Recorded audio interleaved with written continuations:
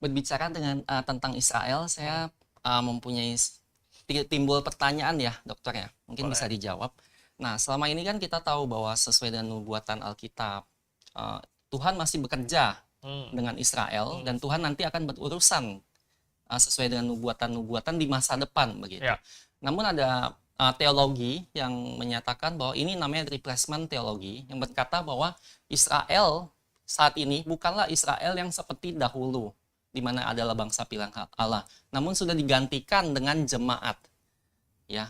Nah, artinya adalah Allah sudah tidak berurusan lagi dengan Israel dan didukung dengan beberapa ayat di surat-surat Paulus yang menyatakan bahwa Israel sudah dicabut dan kita jemaat dicangkokkan. Kemudian kita disebut Israel rohani dan bukan Israel yang secara jasmani lagi begitu. Nah, bagaimana pendapat dokter tentang teologi ini? Ya, ada beberapa masalah dengan teologi semacam ini, dan tidak usah kita bahas semuanya secara mendetil. Intinya adalah Tuhan bukan tidak berurusan lagi, ya. Dan cara Tuhan berurusan hanyalah berubah saja. Ya. Kalau kita baca di dalam Wahyu, misalnya pasal 12 ada perempuan dan naga itu berusaha untuk membinasakan perempuan itu, tetapi kemudian perempuan itu diasingkan. Ya. Jadi Tuhan bisa saja punya suatu rencana di masa depan untuk bangsa Israel, tetapi apa yang Tuhan lakukan sementara itu kita tidak tahu, dan Alkitab tidak kasih tahu. Oleh sebab itu kita tidak tahu.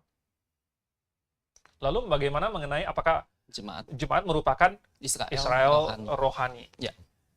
Oke, ada beberapa persamaan antara Israel dengan jemaat, maksudnya gereja. Ya. Tetapi jelas banyak sekali perbedaan. Ya, banyak sekali perbedaan. Oleh sebab itu adalah usaha yang sia-sia untuk mencoba menyama-nyamakannya. Karena hanya akan menimbulkan ketidakkonsistenan. Dan akhirnya menimbulkan banyak sekali tafsiran-tafsiran yang alegoris. Lalu kemudian harus dicari alegorinya untuk dicocok-cocokkan, karena banyak yang tidak sama.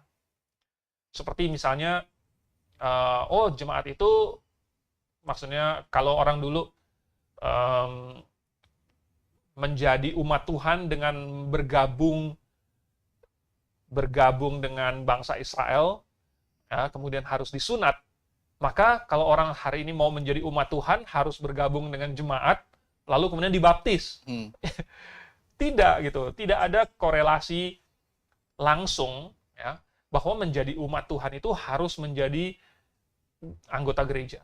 Nah, menjadi anggota gereja dengan umat Tuhan berbeda. Begitu. Nah, ini harus tahu bahwa ada lingkup yang namanya lingkup kerajaan Allah, ada lingkup keluarga Allah, ada lingkup jemaat dan lain sebagainya. Tetapi itu adalah di doktrin tentang gereja. Jadi tidak merupakan paralel, tidak analogis secara utuh begitu ya antara jemaat dengan Israel. Jadi kita melihatnya sebagai dua institusi yang terpisah. Baik, berarti bukan digantikan perannya ya Pak ya. Baik, terima kasih. Perannya bisa saja ya, karena tentu Israel kita tahu menolak Mesias, berarti peran dia sebagai tiang penopang dan dasar kebenaran, berarti dia gagal memenuhi itu karena dia menolak sang Mesias. Ya.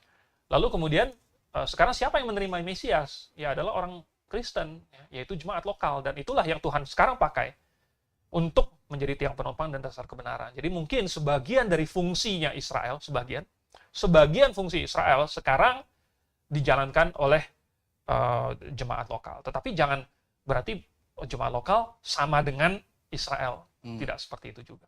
Tapi bukankah tidak menutup kemungkinan ada orang Yahudi yang juga percaya pada Yesus dan diselamatkan? Ya. Dan banyak. Ya.